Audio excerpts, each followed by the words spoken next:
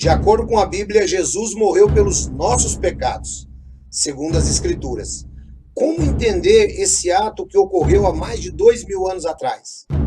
Como ele afeta a sua vida? Vem comigo a partir de agora no nosso canal Pela Bíblia. Olá a todos, que maravilha que estamos de volta para mais um programa Pela Bíblia com perguntas e respostas. Que a paz e o amor de nosso Senhor e Salvador Jesus estejam com todos. É mais um programa que vem trazendo o ensino verdadeiro para todos nós. Hoje temos uma pergunta interessante, olha, a pergunta do irmão Antônio Marcos de Belo Horizonte.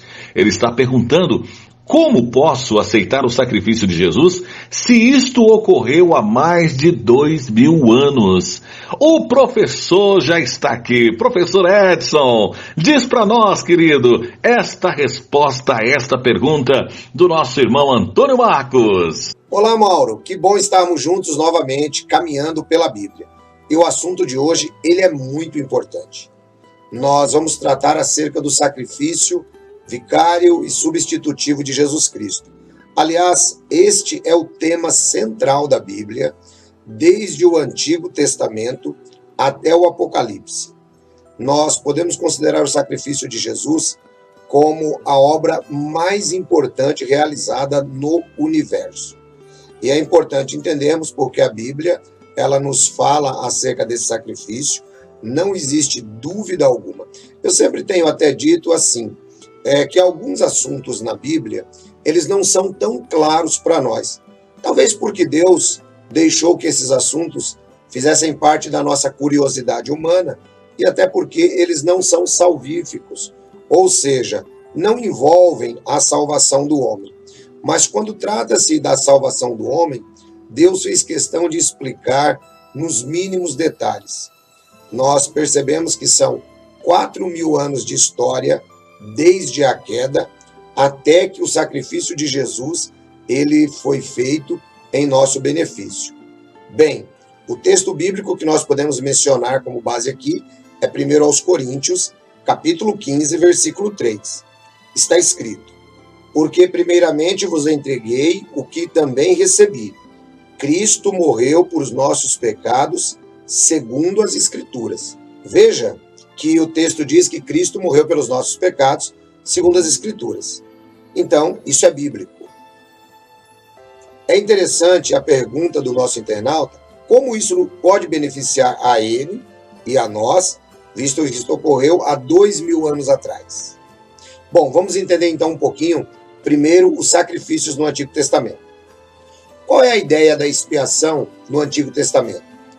Como é que isso nos ajuda a entender acerca da morte de Jesus Cristo? Bom, nós temos aqui um texto bíblico no livro de Levítico, capítulo 16, versículo 15 e 16, nos diz: depois imolará o bode da oferta pelo pecado, que é pelo povo, e trará o sangue do bode para dentro do véu, e fará com ele como fez com o sangue do novilho, espergindo-o sobre o propiciatório e perante o propiciatório. E fará expiação pelo santuário por causa da imundícia dos filhos de Israel e das suas transgressões, sim, de todos os seus pecados. Assim também fará pela tenda da revelação, que permanece com eles no meio das suas imundícias. Conforme percebemos, era necessário, então, fazer-se um sacrifício, matar animais. E o apóstolo Paulo, lá no livro de Hebreus, no capítulo 9, ele vai trazer para nós exatamente esta figura e mostrando como isso deveria cumprir-se posteriormente em Cristo. Veja que o animal sacrificado, lá no antigo Israel, ele fazia uma espécie de expiação pelo pecado. E ele desviava a ira de Deus do povo. Então agora vamos dar uma olhadinha no livro de Hebreus, capítulo 9, versículos de 11 a 15 e depois o 26. Mas Cristo, tendo vindo como sumo sacerdote dos bens já realizados por meio do maior e mais perfeito tabernáculo, não feito por mãos, isto é, não desta criação, e não pelo sangue de bodes e novilhos, mas por seu próprio sangue, entrou uma vez por todas no santo lugar, havendo obtido uma eterna redenção. Porque se a aspersão do sangue de bodes e de novilhos e das cinzas de uma novilha santifica os contaminados, quanto à purificação da carne, quanto mais o sangue de Cristo, que pelo Espírito Eterno se ofereceu a si mesmo, imaculado a Deus, purificará das obras mortas a vossa consciência para servirdes ao vosso Deus. Por isso, é mediador de um novo pacto, para que, intervindo a morte, para a remissão das transgressões cometidas debaixo do primeiro pacto, os chamados recebam a promessa da herança eterna. Agora o versículo 26. Doutra forma, necessário lhe fora padecer muitas vezes, desde a fundação do mundo. Mas agora, na consumação dos séculos, uma vez por todas, se manifestou para aniquilar o pecado pelo sacrifício de si mesmo. Veja então que esse texto, ele é uma relação direta com o texto de Levítico, capítulo 16, versículo 15 e 16, e também todo o capítulo 17. Nós destacamos pelo menos esses dois textos, onde nos apresenta que anteriormente os filhos de Israel eram purificados dos seus pecados através do sangue de novilhos e de bodes. Porém, o autor da carta aos Hebreus, ele diz que Cristo, ele ofereceu um sacrifício muito melhor. Por quê? O sacrifício que ele ofereceu foi a sua própria vida. E percebam como é forte a comparação que ele faz. Se o sangue de novilhos e bodes era capaz de purificar aquele povo e desviar a ira de Deus, imagine então o sacrifício de Cristo, único e eterno, como será capaz de purificar as nossas almas e as nossas consciências das obras que levam à morte. Estas obras que levam à morte é o pecado, é tudo aquilo que nós fazemos porque nós merecíamos, na realidade, era morrer. Essa é a ideia que a lei trazia. A letra mata, ou seja, pecou, morria. Da mesma maneira, o Espírito traz a vida. O Espírito traz a vida por causa do sacrifício de nosso Senhor Jesus. Bem, agora vamos falar um pouquinho sobre a ideia da substituição. Falamos sobre os sacrifícios, agora como isso nos beneficiou. Os sacrifícios no Antigo Testamento, eles também tinham essa ideia, conforme já citei, de substituição. Ou seja, a novilha, o bode, morria no lugar daqueles que deveriam morrer. Vamos dar uma olhada nisso? No livro de Levítico, capítulo 16, versículo 8 e 9. Está escrito: E Arão lançará sortes sobre os dois bodes, um pelo Senhor e o outro pelo bode emissário. Então Arão apresentará o bode sobre o qual cairá a sorte pelo Senhor e oferecerá como oferta pelos pecados. Perceba então que, nesta ocasião citada aqui no livro de Levítico, 2 bodes eram apresentados e um deles recebia então a culpa ou o pecado do povo. Ele era apresentado a Deus como oferta pelo pecado do povo. De modo que o animal, sendo morto no lugar do povo, o povo não precisava morrer. O nosso pecado, ele também merece a morte. Por exemplo, aqui no livro de Gênesis, no capítulo 2, no versículo 17, vamos ler? Está escrito: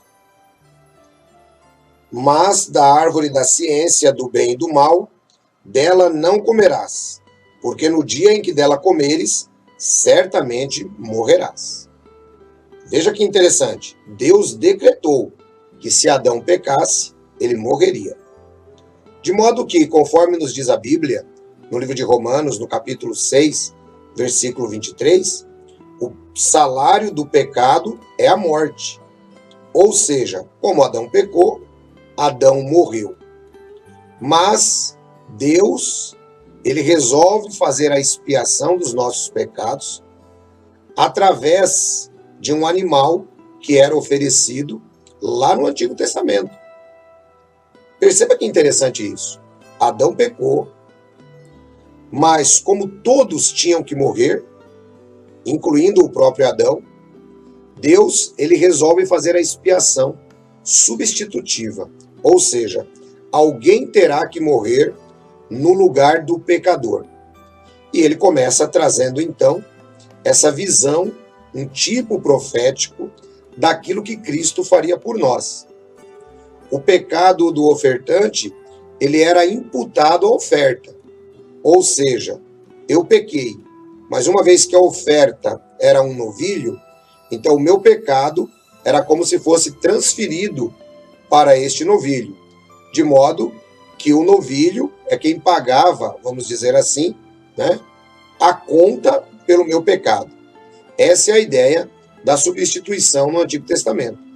Conforme nós observamos no livro de Romanos, capítulo 15, versículo 3, Cristo também foi uma oferta substitutiva pelos nossos pecados, segundo as Escrituras. Ou seja, nossos pecados, que mereciam a morte, foram imputados a Jesus Cristo. Jesus, ele passa a levar os nossos pecados, de modo que eu não morro mais por causa do meu pecado, no momento que Cristo morreu por mim, segundo as Escrituras, e eu aceito a Cristo como Senhor e Salvador. Quando eu aceito a Cristo como Senhor e Salvador, é como se eu fosse um israelita que aceitou a providência de Deus de entregar um novilho para ser morto e levar embora o meu pecado. Quando eu aceito a Cristo como Senhor e Salvador, significa que eu entrego meus pecados nas mãos de Jesus e Ele morreu por mim. Isso é muito interessante porque Cristo, Ele morreu por todos os nossos pecados.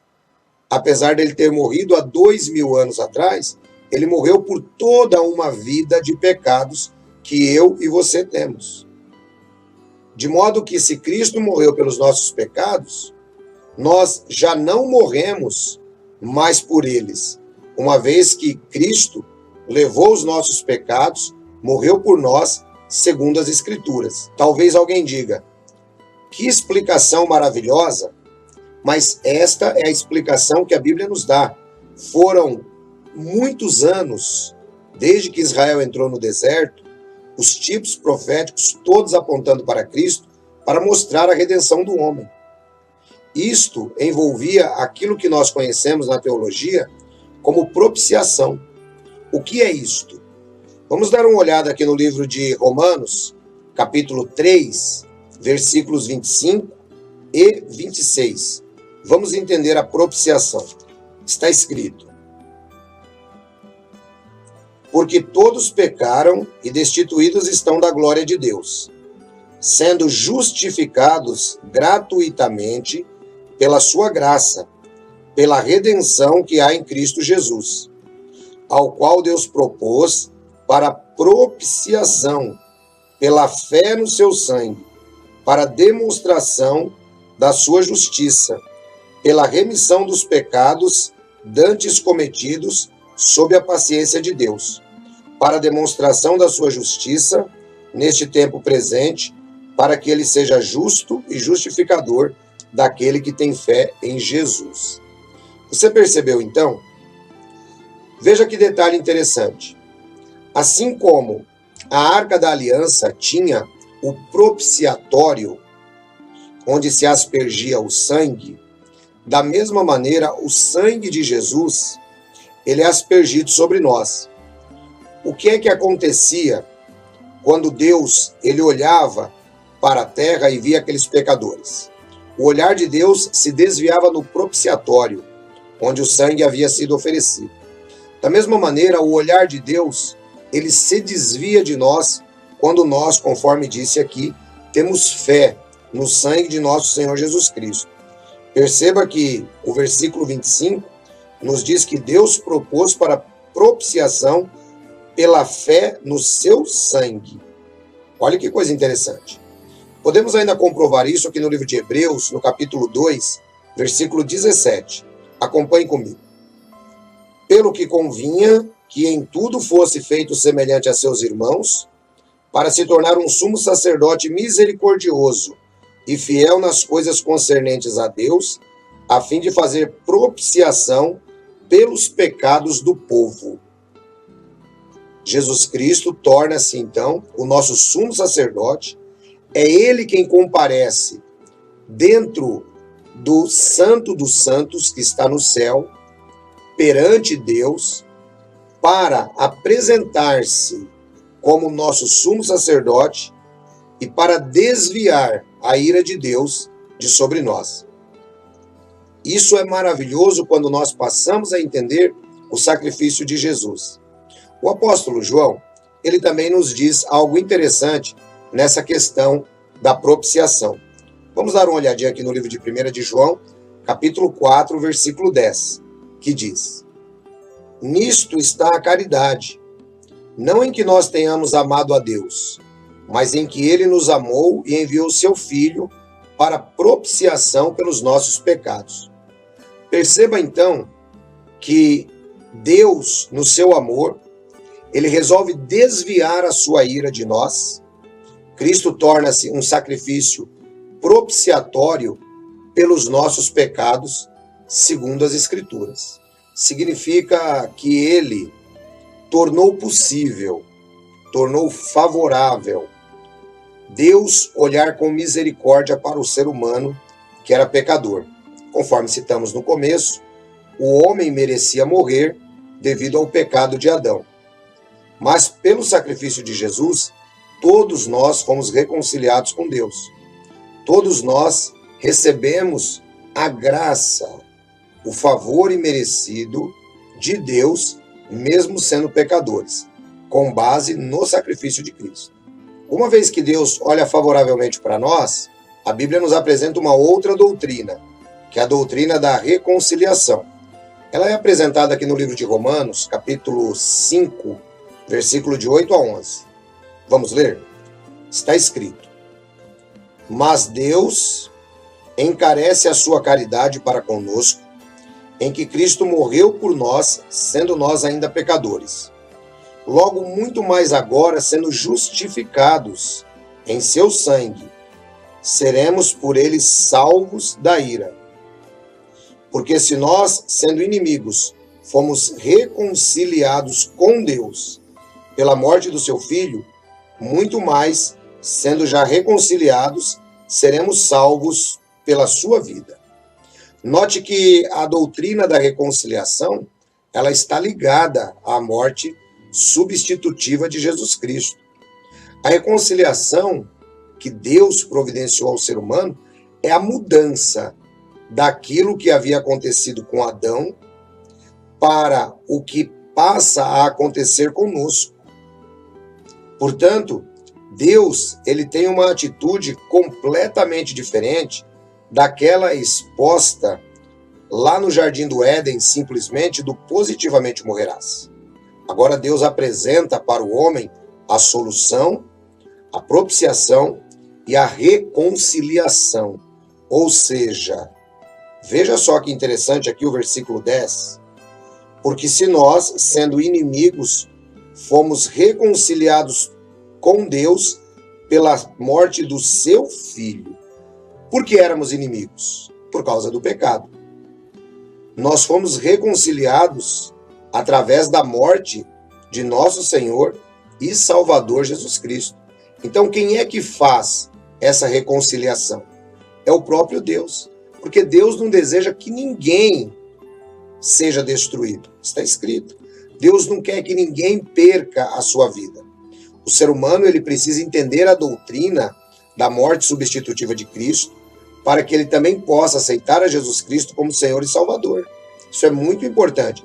Veja que Deus, ele deu todos os passos necessários. E quais são os passos que o homem tem que dar também? Né? Deus, ele quer te salvar. Mas o que é que você agora precisa fazer?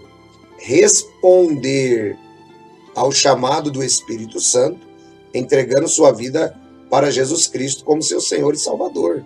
Não precisa fazer obras, não precisa sair correndo, não precisa tentar criar a sua salvação. A sua salvação, ela já foi criada por Deus. A salvação é unilateral, é do céu para a terra. Bem, uma vez que Deus ele fez ou providenciou a nossa reconciliação, e aqueles que têm fé no sacrifício de Jesus, eles estão salvos em Cristo Jesus, resta-nos falar agora sobre a redenção em Cristo. Vamos ler Gálatas capítulo 3, versículos de 10 até o 14. Está escrito: todos aqueles, pois, que são das obras da lei, estão debaixo de maldição, porque está escrito: maldito todo aquele que não permanecer em todas as coisas que estão escritas no livro da lei para fazê-las. É evidente que pela lei ninguém será justificado diante de Deus, porque o justo viverá da fé. Ora, a lei não é da fé, mas o homem que fizer estas coisas, por elas viverá. Cristo nos resgatou da maldição da lei, fazendo-se maldição por nós, porque está escrito: maldito todo aquele que for pendurado no madeiro, para que a bênção de Abraão chegasse aos gentios por Jesus Cristo, e para que pela fé nós recebêssemos a promessa do Espírito. Veja que interessante. Deus, ele agora, cumprindo a sua promessa com Abraão, aquela, em ti serão abençoadas todas as nações da terra, ele apresenta que isso acontece em Cristo Jesus para nós que estamos longe do Estado de Israel. De modo que nós somos redimidos pelo sangue de Cristo. Isso quer dizer que nós somos desculpados, fomos perdoados pelo sacrifício de Jesus Cristo em nosso lugar, conforme nos destaca aqui o livro de Gálatas, capítulo 3. Veja, maldito é todo aquele que for pendurado no madeiro. Todos nós merecíamos essa maldição. Mas essa maldição que o pecado lança sobre o homem, o próprio Senhor Jesus Cristo levou embora quando ele morreu na cruz do Calvário. Vejamos ainda Gálatas capítulo 4, versículo 4 e 5. Está escrito: mas, vindo a plenitude dos tempos, Deus enviou seu Filho, nascido de mulher, nascido sob lei, para remir, ou para desculpar, os que estavam debaixo da lei, a fim de recebermos a adoção como filhos. Perceba que interessante, uma vez que Deus, ele nos redimiu, ele nos adota como filhos, por causa do sacrifício de nosso Senhor e Salvador Jesus Cristo. Por isso que é tão importante você aceitar a Cristo como Senhor e Salvador. Bem, uma vez então que nós fomos remidos ou perdoados dos nossos pecados, fica muito mais fácil de entendermos, então, essa doutrina.